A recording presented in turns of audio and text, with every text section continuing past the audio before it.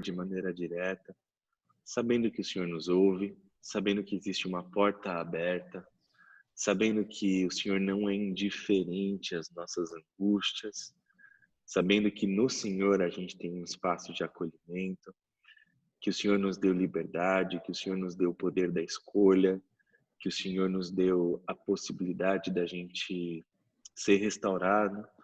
E até que isso aconteça, Pai, nós temos os nossos planos, as nossas vontades, algo que inquieta o nosso coração, seja na faculdade, seja num plano de trabalho pessoal, seja alguma coisa para a igreja. Que o Senhor nos reúna, Pai, como teus filhos e que a gente consiga te chamar de Pai. Que na manhã desse sábado, no estudo, na revisão dessa lição, mas quando a gente trouxer temas, esses temas encontrem o coração de cada um aqui. E a gente saia dessa conversa muito melhor, muito mais leve, com a certeza de que o Senhor tem nos acompanhado, semana após semana, até a tua volta. Agora a gente pede por esse momento especial, que é o momento que a gente vai conversar, uma conversa com aspectos espirituais. Que o Senhor abençoe o Wagner, a família dele, as filhinhas dele, e seja o Deus, o Pai e o Senhor daquela casa. Em nome de Jesus, amém. É isso aí, gente. Bom, eu tô aqui na sala de vocês, que é o consulado. Eu vou virar minha câmera assim, fica melhor? Fica melhor. Fica melhor, né? Se ficar, né? Se o celular Ficou, ficar. não. Meu amigo, isso aqui é profissional. Acabou aquele esquema amador de eu grudar o celular numa caneca, de eu colocar o celular num sapato, de eu amarrar o celular no poste do microfone. Aqui agora eu tô com um tripé, você tá me entendendo? Enfim. Nós estamos aqui na nossa classe do consulado, para quem não conhece, é a classe jovem do IASP, do NASP em Hortolândia. E para você que fazia parte ou faz parte desse contexto, nós estamos te esperando. Quando tudo isso passar, a porta vai estar sempre aberta. Para você que está vindo pela primeira vez, esse espaço é muito legal para que você faça novos amigos, conheça novas pessoas, se engaje e se conecte com a estrutura da igreja para um ambiente jovem, acolhedor. A gente acolhe as ideias, acolhe as pessoas, independente de quem você seja, da onde você esteja. Faz sentido num lugar como o nosso ter um ambiente como o consulado. Hoje, como a Maju falou no começo, a gente tem se esforçado para montar uma agenda bacana, né, Matheus? O pessoal que coordena o Matheus, o Natanael, a Mayra, a Maju, o pessoal, a Monize. A gente tem se esforçado para montar uma agenda bacana de conversa, sábado após sábado, aonde a gente traga pessoas que toquem nos temas da lição. A gente traz um tema da lição jovem, um tema da lição também de adultos, para que a gente converse sobre isso juntos. Então, em qualquer momento que você quiser falar ou escrever, fique à vontade. Escreva mesmo, fale mesmo. A gente tem aqui um espaço aberto para você. O Matheus é o nosso, como que se diz, o nosso host, e ele vai estar atento às mensagens do chat para, em algum momento, se você quiser escrever, a gente vai trazer isso para o público e para a conversa também. Nós tivemos, ao longo desses dias, o Bairro Novo, a Juventude da Nova Semente, o Porão Jovem, que é de Sorocaba, tivemos a professora Ana Kelly, tivemos o Luiz Henrique, tivemos enfim, o pastor Lúcio, e agora nós temos um convidado muito especial que faz parte do nosso contexto, da nossa igreja, que é o Wagner Teoro. Ele participou da classe jovem quando ela foi fundada aqui no IASP, então ele tem muita história para contar. E ele também é advogado. Para você que está seguindo essa carreira aí do direito, ele pode te dar muitas dicas, conselhos, informações e até, enfim, sei lá, conselhos, né, para a sua área. Seja bem-vindo, Dr. Wagner. Nós vamos conversar agora. Você já deu o seu alô, vou introduzir o tema aqui.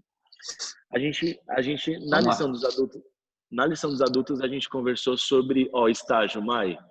O Dr. Wagner vai te dar um estágio em algum momento da sua vida. Podemos, encaminhar os currículos, podemos arrumar indicações, sim, sem dúvida. Olha, são duas pessoas. Se a for Mayra... amigo do Didio, já tem ponto, viu? A Mai é aquela que gosta de colocar ketchup na pizza e a Ana é a amiga dela que come feijão preto, tá bom? Só para você saber. Bom, aí ela... tem algumas coisas que a gente vai rever, tá no tempo de pandemia. Pode falar, pode seguir. e elas duas, elas estudam aqui no NASP, mas elas são do Rio de Janeiro. Então, agora na pandemia, elas estão em casa, mas assim que tudo passar, elas estarão de volta, porque até a Ana já contou a história de como ela chegou no IASP. Foi uma história muito legal, que a gente observa a condução de Deus nesses momentos. Vamos lá, Wagner, doutor amigo. A gente conversou nesses dias, a gente está seguindo uma linha teórica sobre os métodos e os instrumentos que a gente tem para observar e para a gente se aproximar de uma maneira honesta do texto bíblico. Então, a gente considerou a Bíblia, tivemos conversas muito bacanas sobre a estrutura do texto, a repetição, coisas que a gente pode perceber numa leitura mais detalhista do texto que a gente não percebia em outros momentos. E desde o sábado passado, a gente entrou no texto, a gente mergulhou no texto, que foi Gênesis. E a gente viu no sábado passado que Gênesis é uma canção, a gente viu os planos de Deus para os homens, como as coisas se repetiam ali, a criação de uma maneira poética e bonita, e a introdução do sábado como o ápice da criação, no momento em que a música para e algo solene, sagrado é introduzido. A gente viu também, doutor, que na criação a gente tinha um ambiente de imitar Deus. Então, Deus criou e nós somos abençoados reproduzindo a criação. Deus tem domínio sobre as coisas e também nós tivemos domínio sobre a criação. A gente viu no sábado passado que a gente tem a possibilidade de santificar o tempo, porque Deus santificou o tempo. Então, a gente como criatura de Deus e como feitos a imagem e a semelhança dele, a gente repete aquilo que ele fez.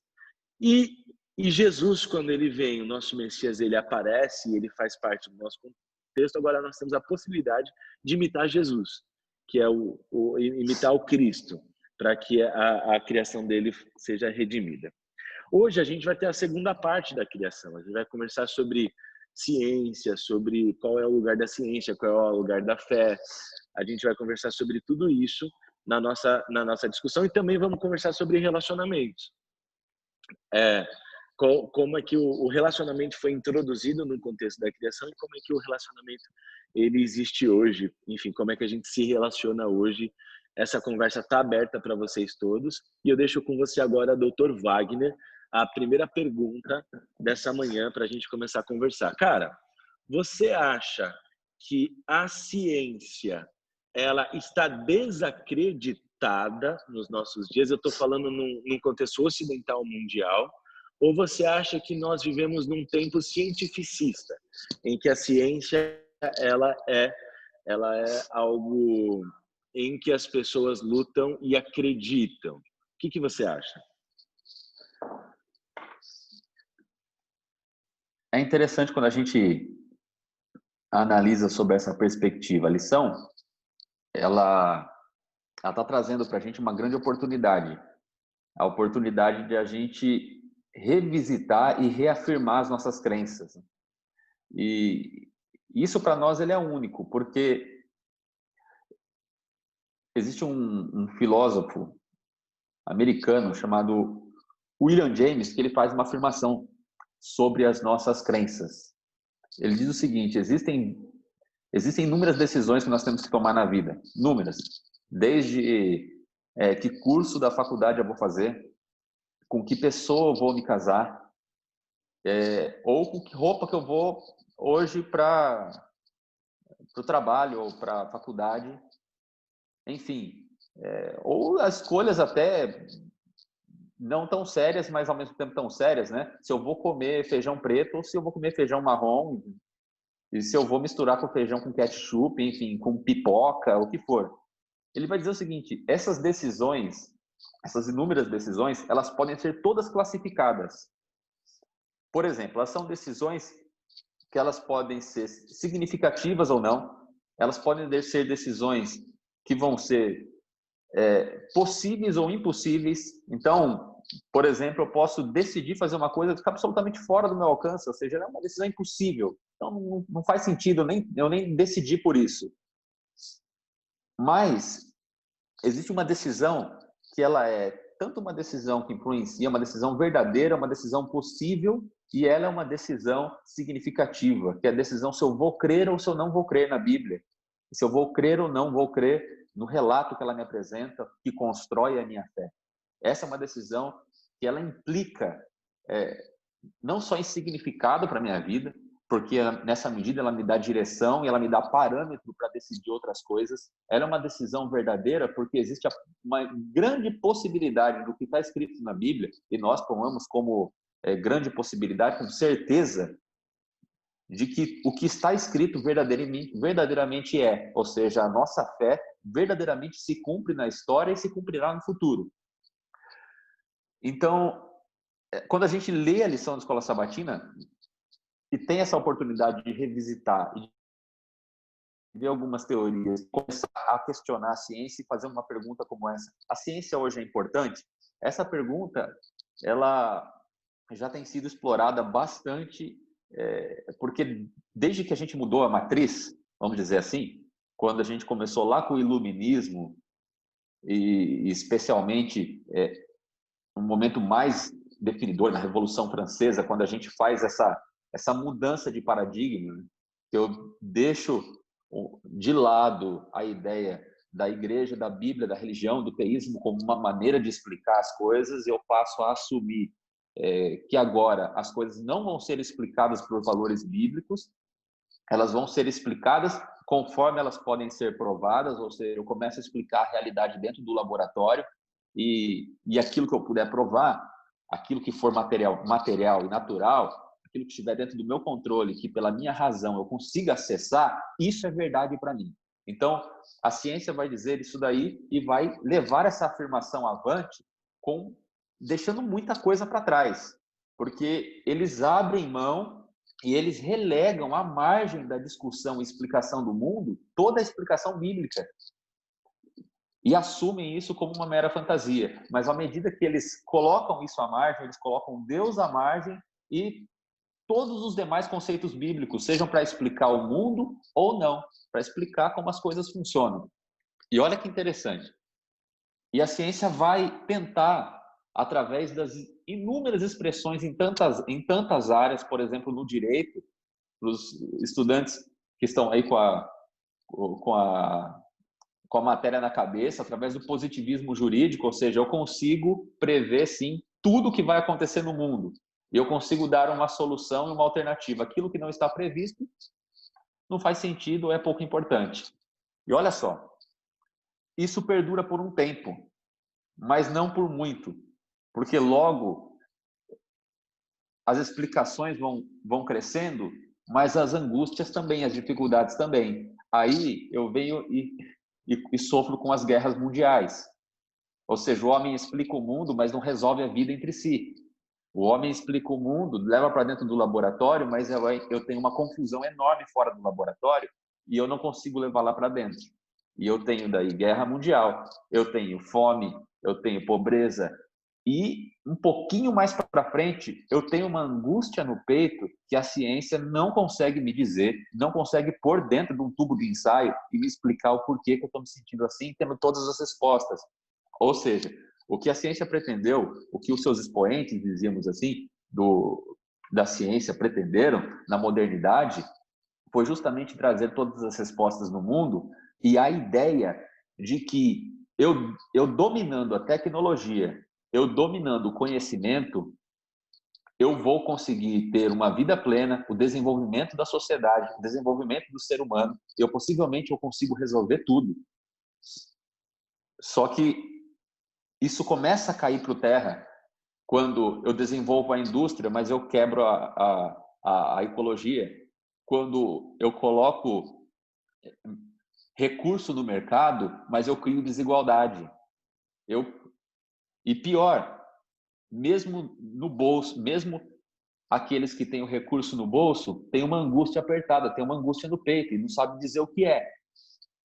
Então, nesse momento, a gente entra por uma fase que alguns vão chegar a dizer que é o pós-modernismo. Então, no pós-modernismo, que é a pós-modernidade, ou seja, que não existe um ponto específico na história, é uma transição que acontece no tempo, não há uma demarcação histórica desse momento, alguns até contestam que ele exista ou não. Enfim, a verdade é a seguinte: nesse momento as pessoas olham para a ciência e falam, essa verdade que vocês estão colocando aí é a sua verdade, porque existe uma verdade da minha vida. A verdade é que eu estou com um vazio, eu estou com problemas pessoais, eu estou com problemas de relacionamento, eu vejo problemas na ecologia, e tudo isso a ciência não está me explicando, ou seja, a ciência não está soando bastante para mim. Então, se a ciência é importante hoje, eu posso dizer que a ciência está em xeque. A ciência está em xeque porque, a partir desse momento, as pessoas começam a contestar e vem com muita liberdade de se posicionar contra a academia e dizer que, apontando os fatos assim mais cruéis da história e mais difíceis, dizendo, olha, vocês fracassaram enquanto tentativa de resposta. Então, nesse momento, eu tento dar qualquer outra resposta. E daí, abre margem para muitas outras coisas. Eu tenho diversos campos e frentes de estudos, não necessariamente acadêmicos, que querem dar uma resposta, que querem apresentar uma resposta, uma versão para explicar o que está acontecendo no mundo, uma versão para explicar de onde a gente vem, para onde a gente vai, para tentar dar sentido, significado, para tentar botar em ordem uma conta que aparentemente não fecha. Então, hoje as pessoas olham e falam, olha, o mundo está em crise, como a gente... E é algo que a ciência não consegue resolver. Olha uma coisa interessante. A gente está num momento de... Desculpa, eu nem estou de máscara aqui, mas a gente está numa pandemia. A gente tem... É absurdo isso, porque a gente vê hoje a morte no Brasil. Quem ia pensar isso? De 1.000 pessoas por dia. E no mundo, sabe, tem gente... Eu fico imaginando, enquanto eu estou falando aqui, enquanto a gente está aqui em boas condições, a gente está conversando sobre um assunto interessante, sorrindo, pensando até no almoço, tem gente que vai comer enroladinho, enfim, pastel. Eu já ouvi várias coisas aqui, e algumas até estranhas, tal. Não importa. Mas enquanto a gente está aqui se divertindo e está bem, eu fico pensando quantas pessoas estão na porta do hospital esperando por um respirador. Ou mais, quantas pessoas estão no leito do hospital porque conseguiram um respirador, mas não se sabe qual é a resposta da ciência para dar o resultado dessa pandemia. Então, eu não quero me estender muito, mas quando eu olho para a ciência hoje, eu vejo uma ciência em xeque. É um nome que está sendo utilizado. Nós vamos seguir a ciência, nós vamos seguir a ciência. E o Dr. Marcos Eberlin, que há muito tempo é um expoente e um professor da Unicamp, que agora está na faculdade na Mackenzie, e ele mandou uma carta. Ele mandou uma carta para o presidente com vários cientistas, eles contestando essa utilização do termo ciência. Nós vamos seguir a ciência. E o que ele coloca é: a ciência tem um consenso. A ciência até agora conseguiu trazer uma resposta a tempo. Então, dentro da própria academia, tem partido as suas críticas do método científico e da resposta que a ciência dá, porque foi muito claro que a ciência não teve condições até agora de abarcar toda a complexidade que existe no universo, especialmente a complexidade que existe dentro de nós. Então, a ciência hoje, ela está em xeque.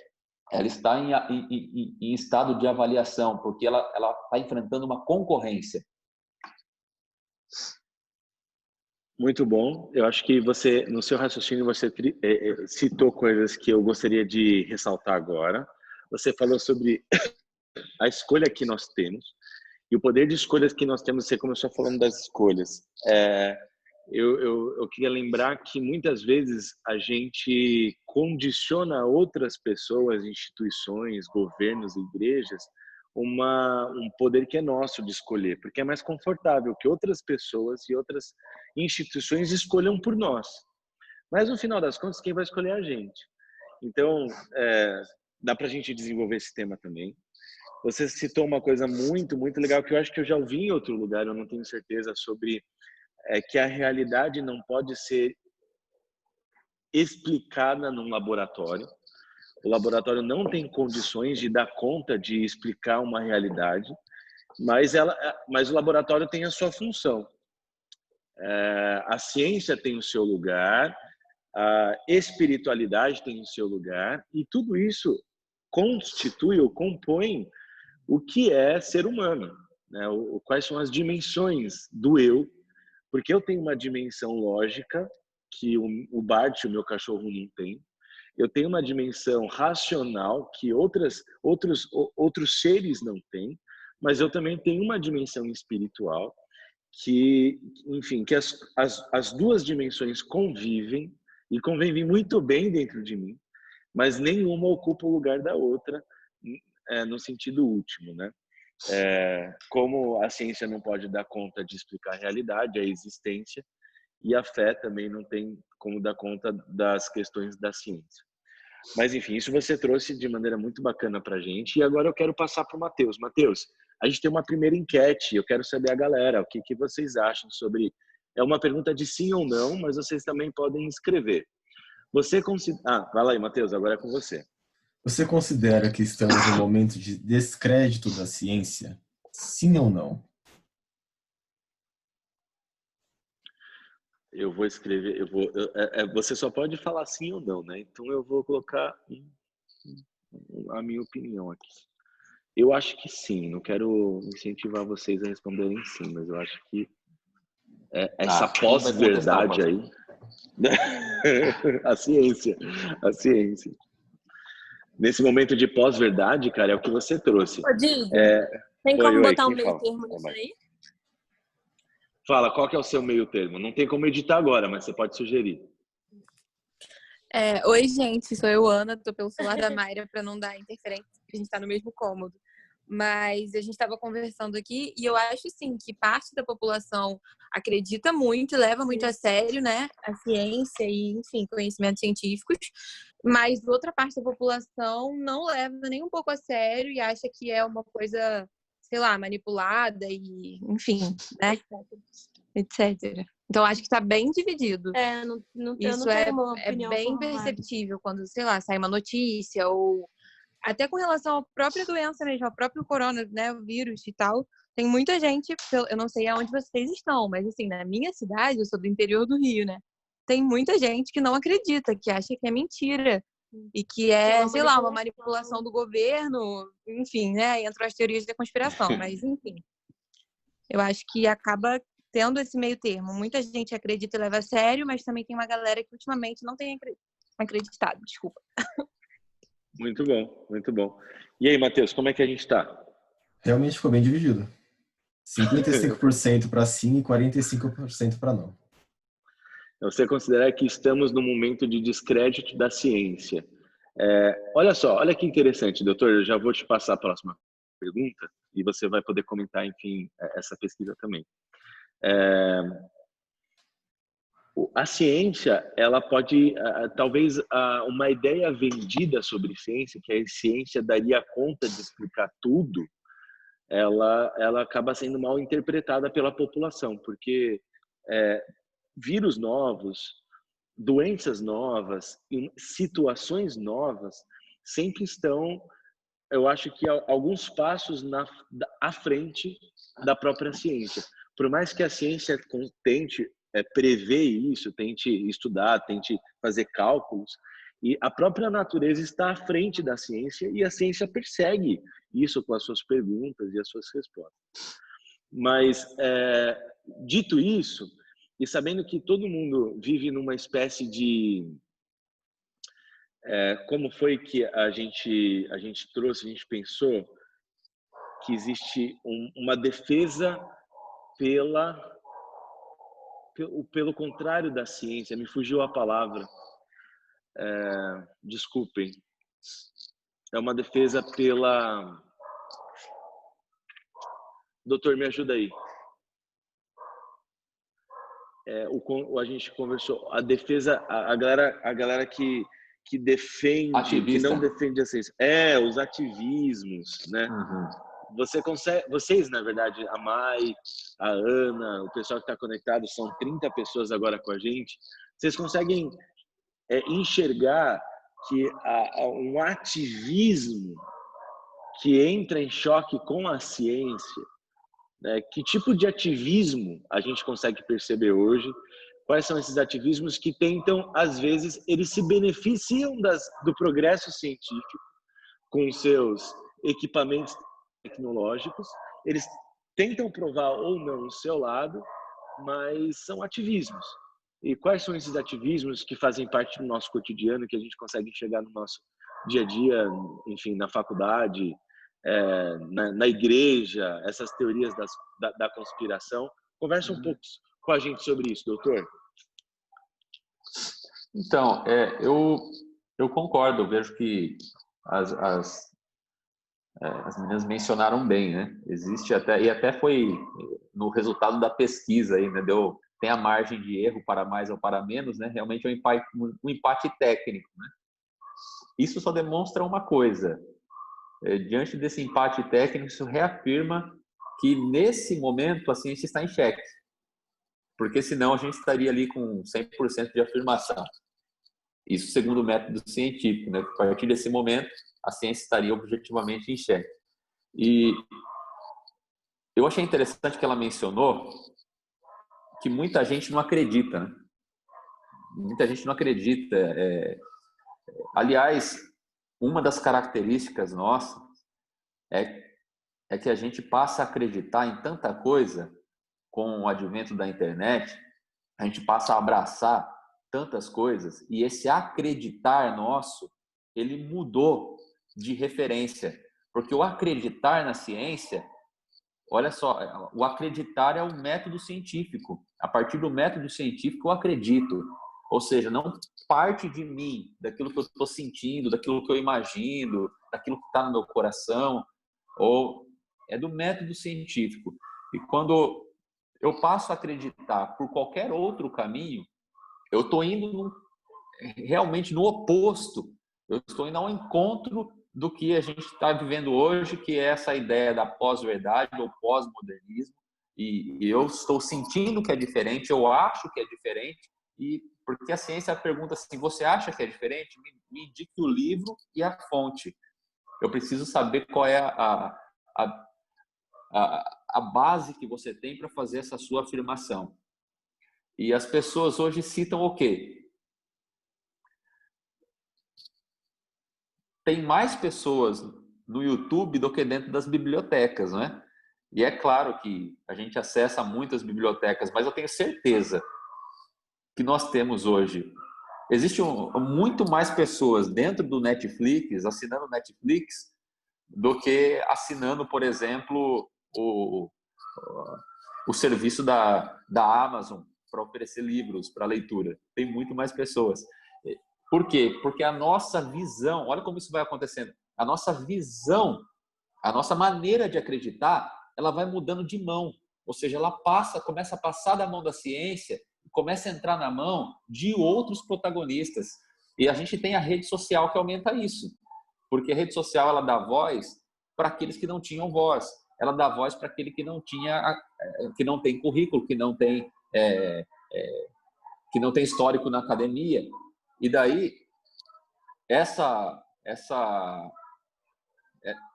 maneira de ver o mundo, de enxergar o mundo, ela vai moldando não apenas aquilo que eu acredito, mas aquilo que eu sou também. Vocês estão ouvindo um barulho alto aí? Estão me ouvindo bem? Eu não sei se é na sua casa, tem um cachorro latindo. Não, aqui não. Aqui está um outro barulho externo aqui. Desculpa. Mas Matheus, isso rapidão. Um minuto, doutor. Matheus, vê se tem alguém que não está mutado e mute essa pessoa.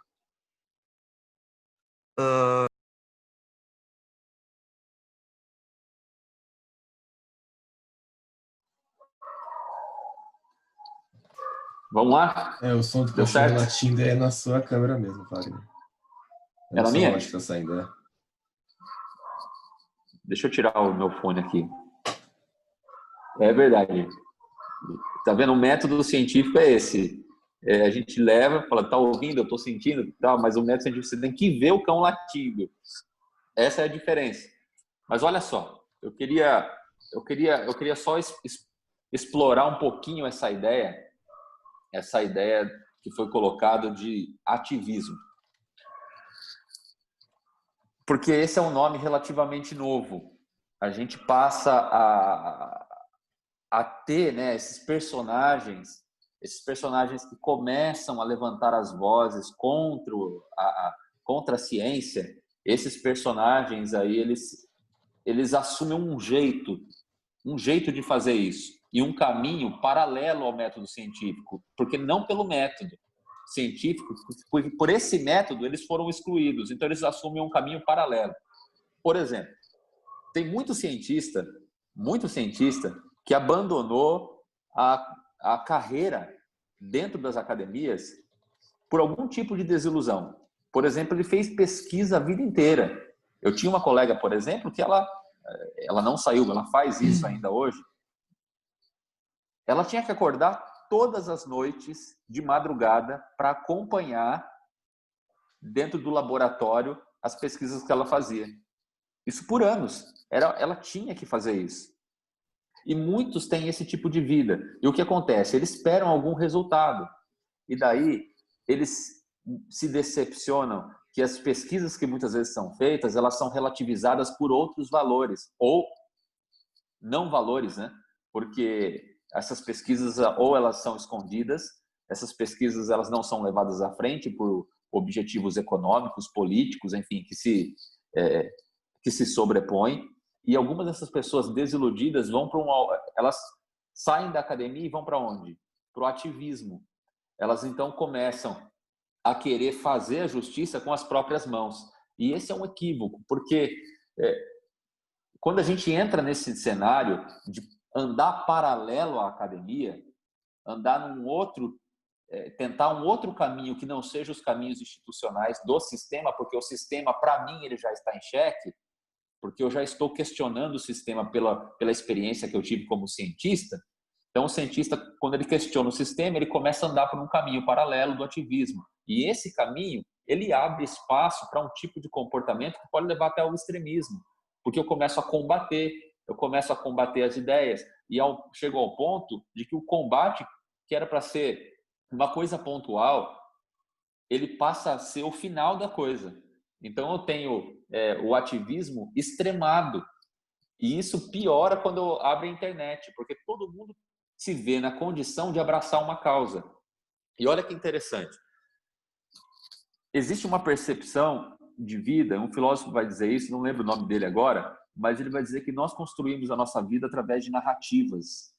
Então, nós temos uma visão da nossa vida, uma maneira como a nossa vida deve ser, de início, meio e fim. A gente traça uma história, um ideal que seria muito legal a gente viver. Então, a gente constrói, por exemplo, os significados a partir dessa expectativa e dessa ideia que a gente põe na nossa mente. Só que isso era muito difícil, porque nem todos conseguiam ter o domínio ou encontrar essas expectativas antes do que a gente chamava a internet. A internet, ela faz com que a pessoa encontre caminhos alternativos para construir a sua própria narrativa de vida. Então, se eu estou aqui na minha casa, ninguém me vê, agora a internet, eu aperto um botão e eu apareço para o mundo inteiro. E se eu precisar, eu construo o meu significado a partir desse meu ativismo. E eu abraço uma causa que outros estão abraçando, e a partir disso eu faço amizades. A partir disso eu construo um relacionamento. A partir disso eu luto uma causa comum. Não importa as ferramentas que eu uso, mas a chance de eu abraçar causas erradas é enorme. E a chance de eu, pelo método errado, fazer a coisa errada também é grande. Então, a gente chega numa situação de uma certa complexidade na explicação do mundo. E a resposta que a gente busca é a seguinte: como é que a Bíblia bota o mundo em ordem do ponto que ele está agora? Como é que a Bíblia bota o mundo em ordem? Porque qual é o significado que eu encontro para ter um relacionamento saudável com a sociedade, com a academia, com todos os atores que estão envolvidos no processo e, ao mesmo tempo, construir a narrativa da minha vida que traga algum sentido. Eu gostei. Eu acho que, cara, esse lance da narrativa é muito... Você tocou em pontos, cara, você tá tocando em pontos muito legais, eu tô gostando de ver. Isso me lembra de uma palavra que que a gente pode tirar da tua fala, que está fazendo muito sucesso hoje. As pessoas confiam mais, não estou falando que confiam mais, mas elas confiam muito nos outsiders, né? Naquela pessoa que foge do sistema, que é contra o sistema, que dá uma explicação paralela à vertente principal de explicação das coisas, ou a maior vertente, ou a oficial. E olha que da hora, esse outsider, ele não existe só no campo científico. Ele existe no campo econômico, ele existe no campo político, ele existe no campo religioso, ele existe aquela que se descola do formato daqueles contornos formatados, né? Eu acho que isso tem ganhado muitos ecos e tem feito muitos seguidores hoje. A gente tem aqui, olha, Vagnão, Dr. Wagner, a gente está com falta 10 minutos para meio-dia. E a gente vai citar alguns desses ativismos, né? Existem muitos. Eu quero que você que está ouvindo a gente consiga escrever esses ativismos que você se lembra. Por exemplo, tem um que eu já citei em outro momento que a galera acredita que a fumaça emitida pelos aviões emburrece a população. É um negócio metódico. Existe um veneno na fumaça do avião para emburrecer o povo. Quais são esses ativismos que você se lembra assim, sem muito esforço? Vídeo, temos uma pergunta do Samuel Lima.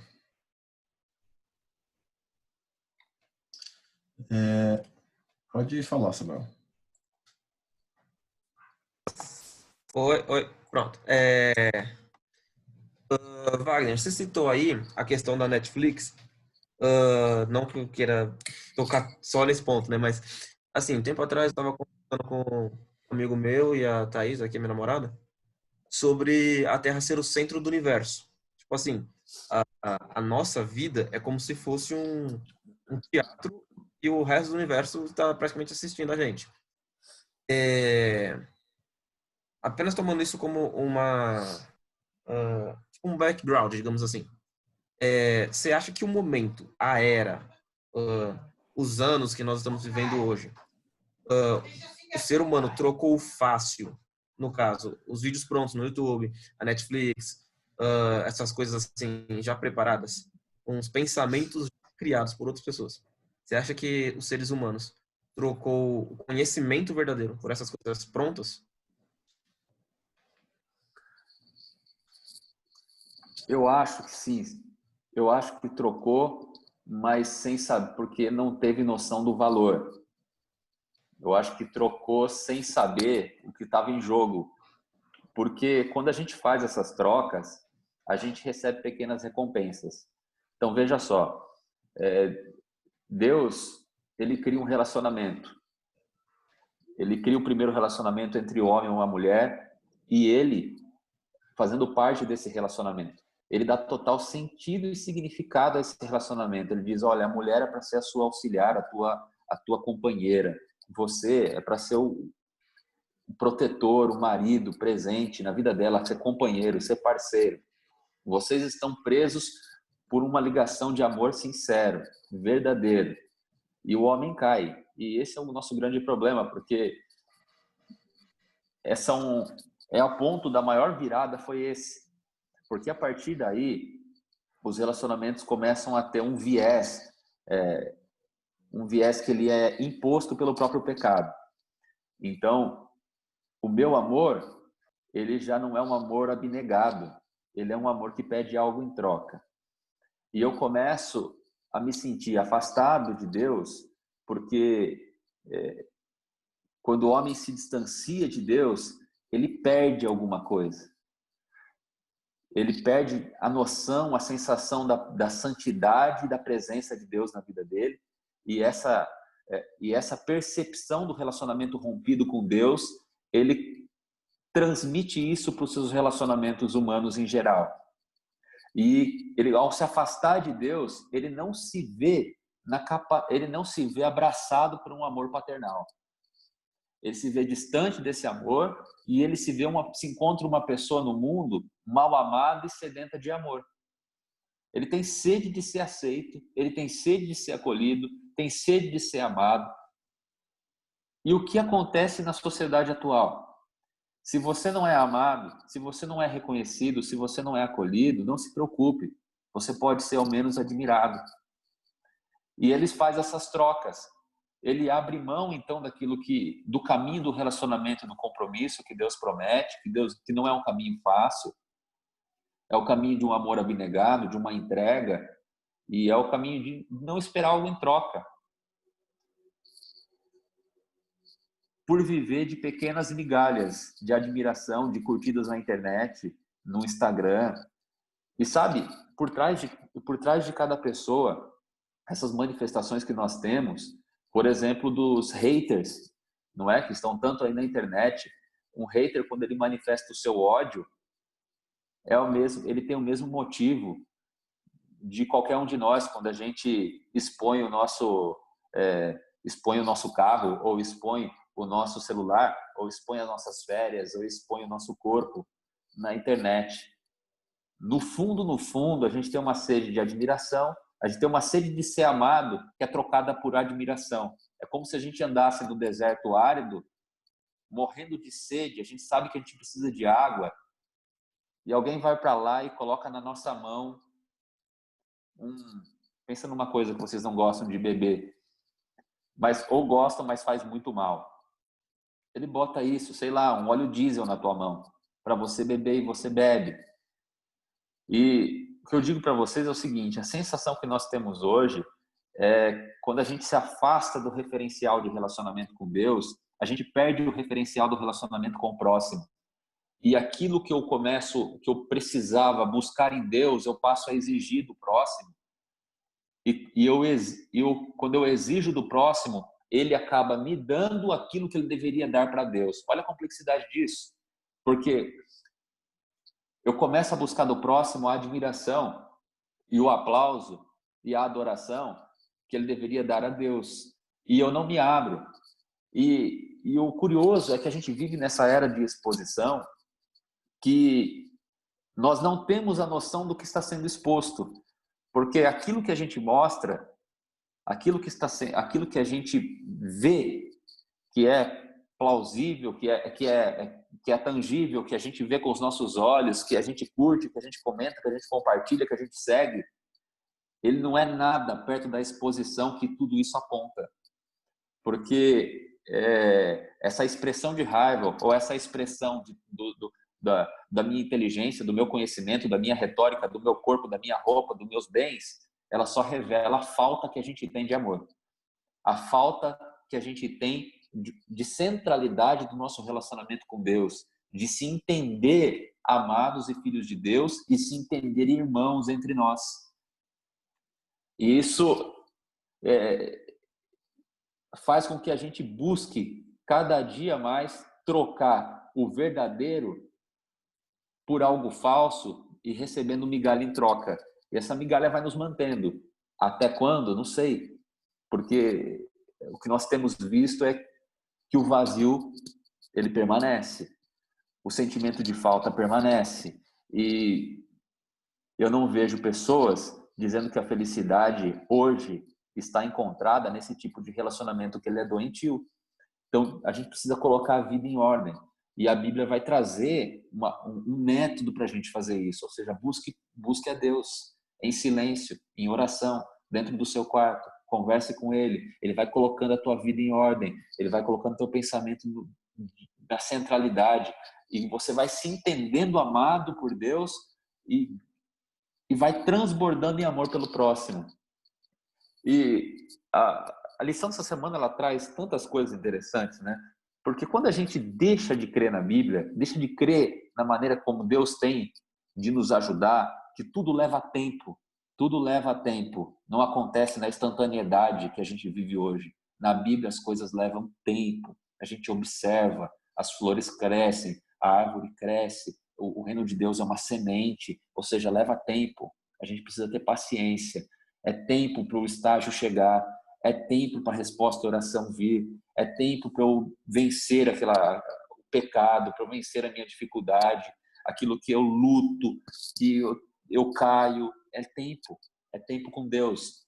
E a gente talvez não está disposto, a gente quer pagar o preço da coisa imediata. E quando eu abandono a Bíblia, eu abraço qualquer coisa por significado, até o fato da Terra ser plana. Eu abraço isso. Eu abraço qualquer teoria que me permita, no enredo da minha vida, ter um pouquinho mais de emoção, de coisas acontecendo, que seja alguém questionando as minhas posições. Ainda que seja isso, ainda que seja um embate, que seja algo mais... a gente fica com coceira no ouvido para viver algumas teorias diversas, intrigas, por mais que a Bíblia deixe muito claro que a Terra não é uma esfera em que o polo 1 está no centro e o outro está na extremidade, fechada por uma abóboda. Isso é uma teoria que já os próprios adeptos começam a admitir. Isso é interessante, porque eu estava lendo sobre essa teoria da Terra plana, e eles fizeram alguns experimentos. E no experimento, pelo método científico, eles foram questionados. E falaram, olha, não deu certo. O experimento mostrou outra coisa. Esses testes, né? Esses testes para verificar se a Terra é plana mesmo, então eu consigo olhar e tudo está lá no mesmo nível. Por exemplo, num rio. Eu olho o rio, eu olho para o mar e o barquinho vai lá longe e ele não desaparece. Eles fizeram alguns testes assim e a coisa deu diferente. Deu diferença de altura, deu diferença de metragem, é claro, considerando as margens, né? E daí sabe o que eles respondem? Não, é o seguinte, isso é uma coisa do nosso sentido. E alguns, particularmente, responderam assim, se eu sair da comunidade, eu vou perder tanto a amizade do povo, sabe? Vai ficar chato, o pessoal me convida para almoçar, a gente faz junto, a gente conversa sobre essas teorias da Terra plana, a gente dá risada, mas a gente conversa, a gente está junto, a gente come pizza, a gente olha para a pizza, a Terra é plana, pizza plana, a gente dá risada, a gente vive um relacionamento e a gente abraça, a teoria tanto faz. Só que no fim, a gente percebe que está faltando a centralidade do relacionamento com Deus. É isso que coloca a nossa vida em ordem. Então, Samuel, eu vejo que a gente troca assim, troca pelo mais fácil, mas porque a gente acha que está recebendo algo em troca, mas esse algo não tem valor. Bom, ninguém escreveu sobre quais são os ativismos que conhecem, né? Mas o professor Fernando Cerqueira escreveu um ponto de vista muito interessante, falando assim: o que me parece problemático, independente da cosmovisão adotada, é que nem sempre os pesquisadores, inclusive cristãos, estão necessariamente em busca da verdade ou ainda de uma verdade possível. Aparentemente, o que se busca são evidências dos pressupostos que já compõem a sua matriz epistemológica, isto é, elementos para robustecer as teses pré-concebidas. Acredito que isso seja um desserviço à ciência, assim como é um desserviço à fé.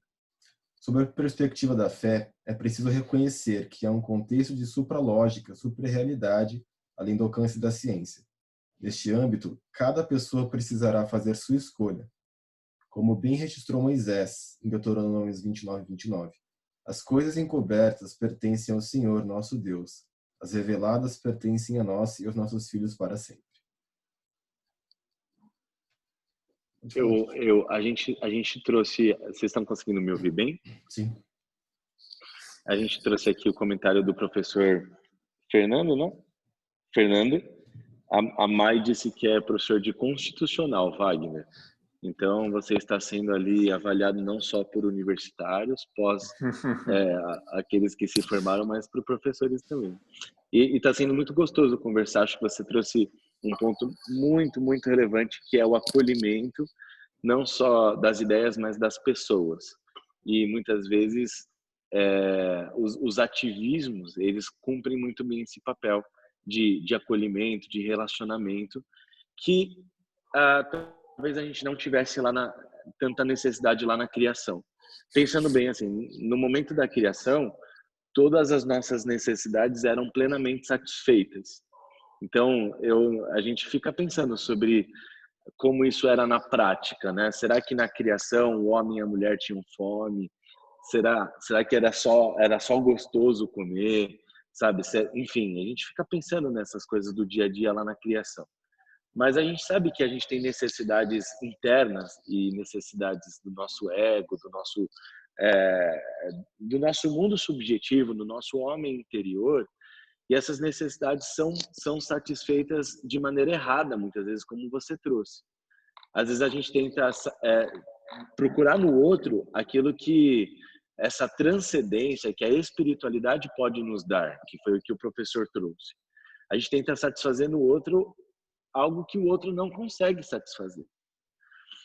Trazendo aquilo que você comentou também, dizendo que, por exemplo, a gente tem já que a gente está aprendendo a lidar com o texto bíblico nessa lição, e a gente está trazendo a questão da criação, a gente precisa fazer perguntas honestas para aquele texto. Não é um texto científico, não é um texto que tenta provar que a criação aconteceu daquele jeito.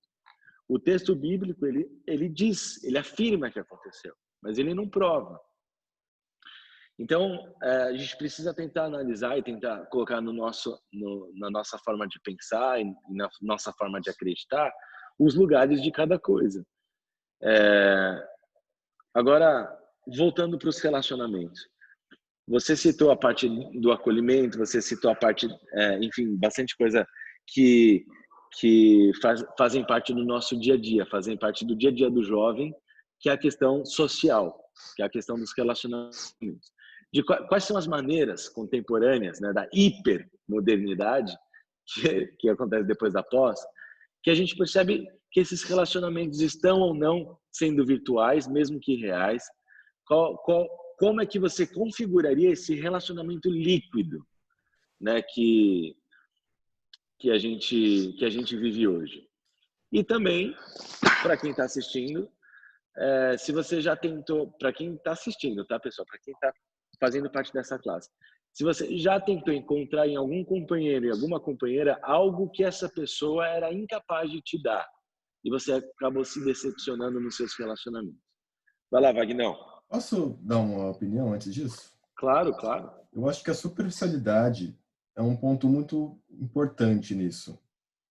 Porque mesmo que você esteja próximo à pessoa, você não tem esse contato mais íntimo de perguntar como a pessoa está realmente, de interagir com a pessoa, isso vai influenciar completamente no tipo de relacionamento que você vai ter. Pode falar, Magno. Não, sem dúvida.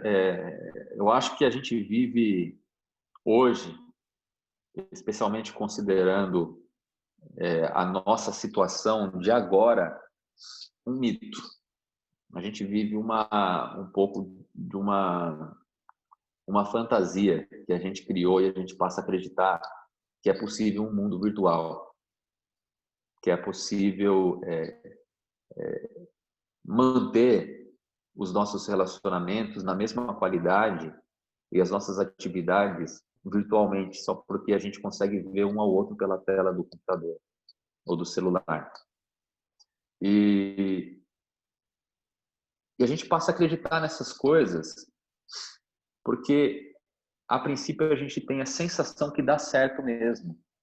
Não é porque alguém deu certo e as pessoas são aparentemente felizes, são aparentemente satisfeitas e as coisas aparentemente funcionam.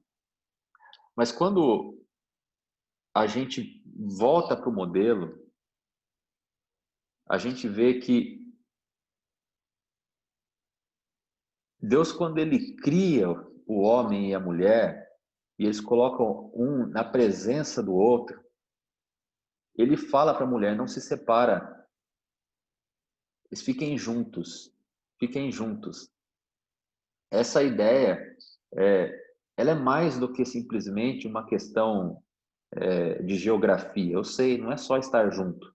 É estar conectado nesse nível que você já disse, que é para além das nossas conversas superficiais, quando a gente conhece alguém, né?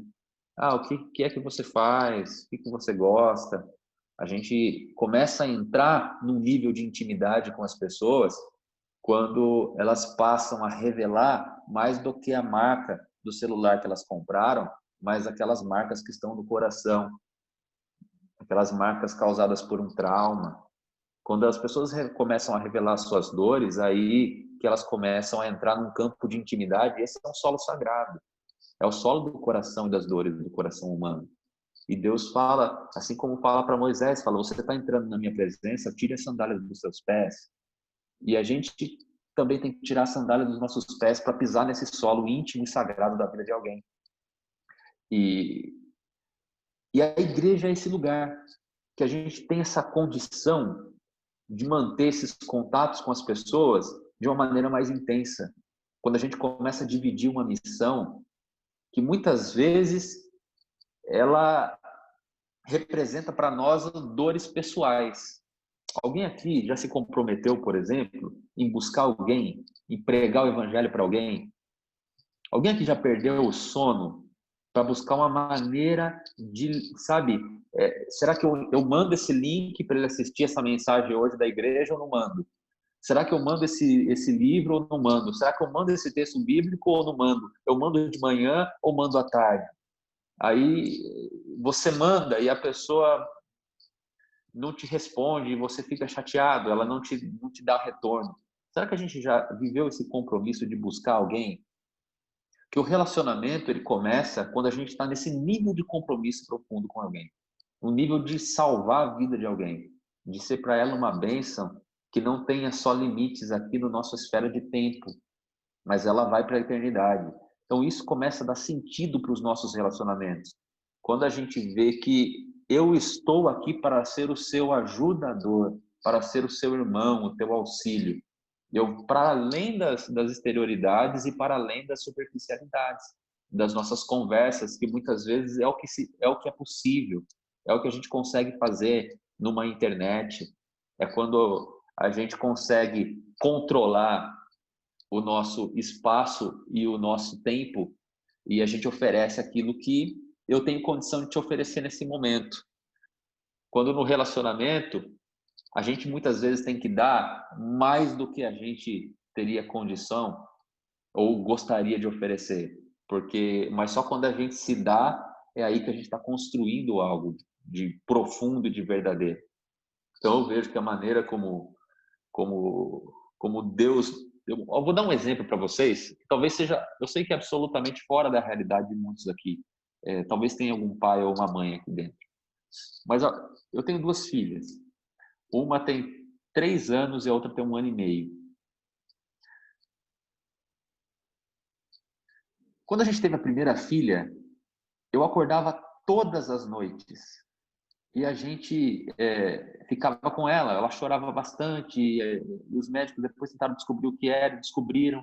Mas com isso, ela acostumou muito com a gente, cuidando dela todas as noites. Então é bem normal hoje, faz parte da minha rotina acordar todas as noites e ficar com elas. E eu acabei muitas vezes tendo uma dificuldade até para dormir, porque quando eu acordo para cuidar dela, às vezes meu cérebro liga e eu não consigo voltar a dormir.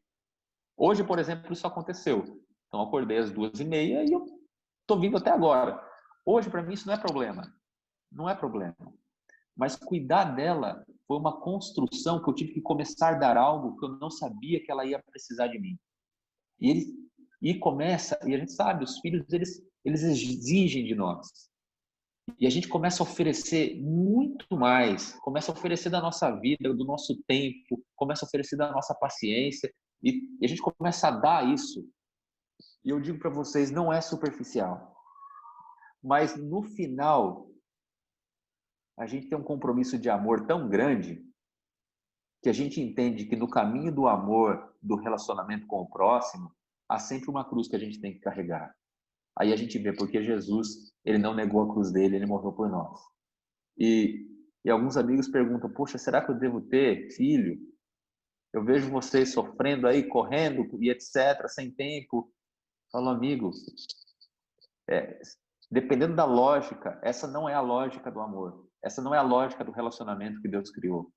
Esse relacionamento que exige entrega. Quando a gente entrega algo que é importante, a gente sabe que está na mão de alguém algo de muito valor. E aí a gente constrói. O amor ele segue por esse caminho. São mistérios de Deus. mas é assim que ele trabalha conosco. Então, assim, se você, só para pontuar, de repente você tem que se sacrificar por alguém. Eu não sei por quem, mas pode ser o que hoje você tem que se sacrificar para cuidar da tua mãe, ou para cuidar do teu pai, ou para cuidar da tua irmãzinha, ou do teu irmão, ou talvez tenha um amigo que está precisando da sua ajuda, que está precisando de você perto. Tem gente que está te sugando energia, que você já está desgastado, está cansado. Talvez sim, mas é nesse caminho que nós estamos construindo relacionamentos que têm significado. É nesse caminho que a gente tem a narrativa bíblica do significado para a vida. Muito bom, Vagnão. Muito bom, senhoras, muito bom, senhores. Nós estamos chegando no final de mais uma conversa sobre a lição.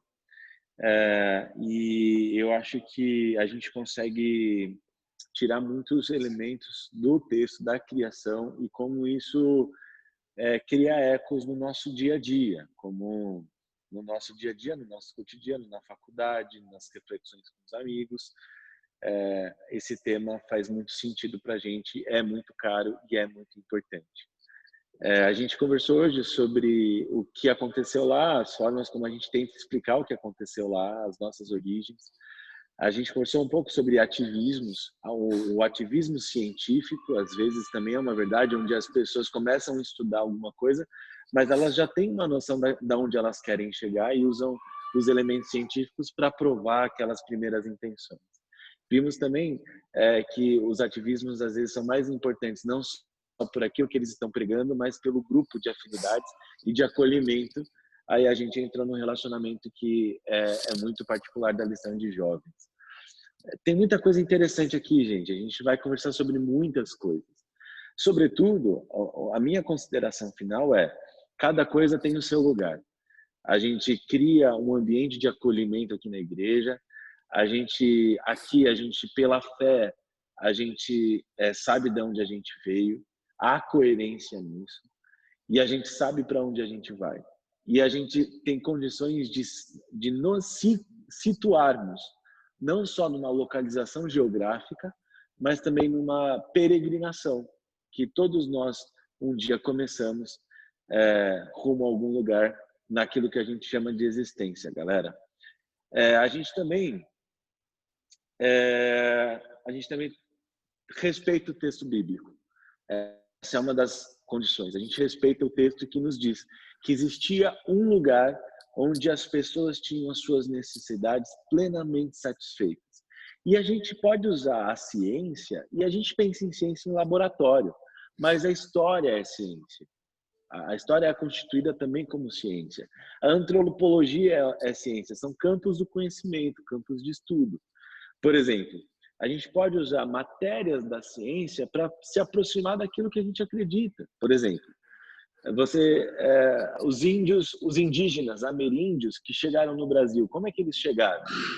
Existem indícios antropológicos de que eles saíram da América Central, chegaram no Brasil justamente procurando uma terra sem males, uma terra aonde a flecha, e isso existem poemas que são registrados em códices que a gente chama de nahuatlis, que são códigos, não são escritas, mas é uma produção que se aproxima da escrita. São documentos históricos milenares, pré-colombianos, dos ameríndios, que eles são poemas que dizem assim: quando nós alcançaremos novamente a terra sem males, aonde a flecha saía do nosso arco, ela alcançava a presa e trazia a presa até nós.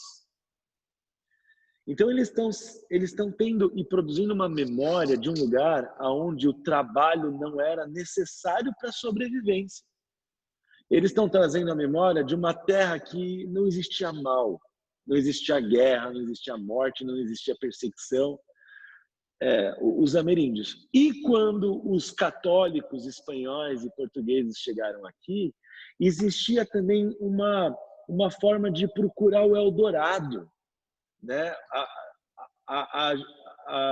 O Jardim do Éden, que eles acreditavam que ainda estava na Terra em algum lugar. Veja, a gente não está falando de uma ciência de laboratório, a gente está falando de uma ciência humana. A gente está falando de fontes, documentos históricos, testemunhas do passado que nos aproximam daquilo que a gente acredita.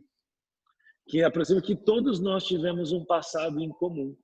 Que a gente tem histórias do dilúvio, por exemplo, em diferentes lugares, que não só na tradição judaico-cristã. Então, galera, a ciência tem a sua importância, a ciência tem o seu valor e ela tem o seu espaço, ela não deve ser desacreditada. A gente está agora conversando via celular, via rede, via internet, via tecnologia que veio através e por meio da ciência. A ciência evita muitas mortes, a ciência ela ajuda muita gente, a ciência deve ser democratizada, os avanços da ciência também, e a gente deve usar isso para as nossas aspirações religiosas em relação a um bem-estar comum, ao bem-estar do próximo e do outro. Essas são as minhas considerações, Wagner. Eu quero que você fale ali, pontue as suas considerações finais, a gente ora e a gente se despede, convidando vocês para o nosso próximo encontro. Pastor, eu concordo plenamente com a tua colocação. A gente não pode dar margem para o achismo na nossa vida. Para o eu acho, para a opinião dos outros, a gente tem que procurar referencial seguro, porque no final da nossa história é isso que vai dar o sentido. Eu vejo que a ciência, infelizmente, e não todos, nós temos muitos cientistas que são cristãos e são sérios, e eles entendem essa relação tão próxima entre a Bíblia com a ciência. Aliás, os pais da ciência moderna, muitos deles são cristãos. Então, a gente poderia citar vários nomes aqui. Então, de forma alguma, a crítica ela deve ir para além de conclusões, dizer que a gente pega a ciência agora, embrulha a ciência num pacote e joga pela janela, assim como isso a ciência fez com Deus e com a Bíblia por ocasião do Iluminismo e depois da Revolução Francesa. Nós temos que ter uma posição equilibrada. Nós estamos dentro de faculdades, nós temos aqui professor, Dr. Fernando, que é conhecido, eu creio que seja, não sei se ele está aqui ainda, mas Dr. Fernando, advogado do IASP e do NASP, né? Também nosso líder do Ministério da Liberdade Religiosa. E obrigado pelo comentário. Então, nós temos uma escola, gente, o NASP. Nós estamos presos e nós nos vinculamos muito, tratamos a ciência com seriedade.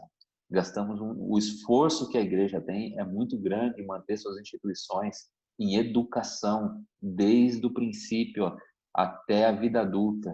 Né? Nós entregamos conhecimento científico, sim, mas não longe do conhecimento religioso. É isso que dá para nós a referência de leitura científica, é a nossa percepção, a nossa cosmovisão cristã. E a gente precisa ter isso muito claro, de que a crítica de que a ciência ela não conseguiu dar conta da realidade não significa que a ciência deve ser alijada do processo e da construção do meu conhecimento. Se isso acontecer, nós abraçaremos qualquer causa, nós acreditaremos em qualquer coisa, nós viraremos extremistas ou abraçaremos um ativismo equivocado, sem nenhum embasamento científico, e no final nós descobriremos que estamos errados. Isso nos deixará absolutamente numa situação de ausência de sentido e significado da vida. Então, minha ponderação, eu queria terminar com um verso bíblico de Pedro. Queria ler aqui com vocês, 2 Pedro 1, 5-7, diz: E vós também, pondo nisto toda a diligência, acrescentai à vossa fé a virtude, e a virtude a ciência, e a ciência a temperança, e a temperança a paciência, e a paciência a piedade a fraternidade, o relacionamento, e a fraternidade, o relacionamento, o amor. Esse verso parece que ele compila tudo o que a gente estudou aqui, esse esforço da lição em trazer a ciência, ao mesmo tempo falar de relacionamento junto. Parece que a Bíblia ela faz isso com maestria, né? Ou seja, são coisas inseparáveis. Muito bom, muito bom, muito bom. A gente agradece a sua presença, Dr. Wagner, Vagnão, nosso amigo. Você é uma pessoa muito especial para a gente. A gente espera te encontrar mais vezes por aqui. Aquilo que você falou, eu acredito que serviu muito para a gente e para muita gente aqui que quer também se aproximar da igreja, do IASP, do NASP. E você, com certeza, é uma das portas para essa aproximação. A Mai e a Ana com certeza vão falar com você em algum momento sobre o estágio, recomendações, dicas, conselhos. O Dr. Fernando está escrevendo agora: parabéns pela exposição, Dr. Wagner, excelentes considerações. Deus o abençoe muito. E é isso aí, gente. Esse é o nosso espaço, esse é o consulado. A gente, na semana que vem, às 11 horas, a gente vai estar junto com o outro Didio. O nome dele é Giovanni Ferrari, o nome dele. E ele tem feito bastante diferença aí nas comunidades jovens. Para o pessoal que está junto com a gente, deem o seu joinha, o seu abraço aí, escrevam para o Dr. Wagner, para ele se sentir acolhido. Muito bem, muito obrigado. E eu vou pedir para o Dr. Wagner orar. Vagnão, você pode orar para a gente encerrar essa Vamos essa orar, fase? vamos lá. Liberar todo mundo para o almoço, né? Senhor nosso Deus, nós louvamos o Teu nome pela oportunidade que o Senhor nos dá de dividir a Tua palavra. E nós louvamos o Teu nome porque a Tua palavra, ela dá inteireza de significado à nossa vida. Ela é equilibrada, ela nos dá um caminho de bom senso, ela nos ajuda a estabelecer convivência, mesmo com aqueles que têm posições contrárias. Ela nos enobrece e ela nos dá total sentido e significado, Pai, para a nossa vida. Que possamos persistir nesse caminho com paciência, no caminho do amor, do relacionamento com o próximo, buscando a profundidade que o Senhor espera de nós, para que na construção desses relacionamentos nos fortaleçamos na fé reciprocamente. E que o fortalecimento nessa fé nos leve cada vez mais para a missão, para o trabalho, que antecederá, ó Pai, o Teu retorno a esta terra. Porque nós queremos nos relacionar com o nosso próximo de maneira pessoal, e também é verdade, ó Pai, que queremos abraçá-lo um dia fisicamente. Que o Senhor possa nos guardar cada jovem aqui, cada pessoa que esteve aqui nesta sala, e nas circunstâncias mais íntimas e pessoais da sua existência, o Senhor possa acompanhá-los nessa semana. Que nas suas lutas e provas, o Senhor esteja com eles. E que eles possam desfrutar de um relacionamento profundo com o Senhor. Em nome de Jesus nós oramos. Amém. Doutor, muito obrigado, cara. Muito obrigado mesmo, de verdade. Valeu a oportunidade. Eu vou ler aqui alguns comentários. Foi maravilhoso estar com vocês, galera. Acrescentou em muitas nossas vidas. A do Dr. Siqueira também, do Fernando. Também gostei imensamente. Vou indicar para 2 amigos. Muito bom. Outros excelentes sábado. Palmas. Muito obrigado, Dr. Wagner. Que Deus te abençoe sempre. Todo sábado às 11. Segue a gente no @consulado IASP. Edilene, amém. Obrigado, Dr. Wagner. Amamos a tua presença aqui. Volte mais vezes. Tchau, Feliz Edilene. sábado para todos, galera. Valeu, um grande abraço. Feliz sábado a todos. Abraços. Abraço. Lembrando que essa conversa foi gravada e estará sem edições no nosso YouTube hoje mesmo, e lá no grupo de informações a gente vai colocar o link. Beleza, pessoal? Até mais!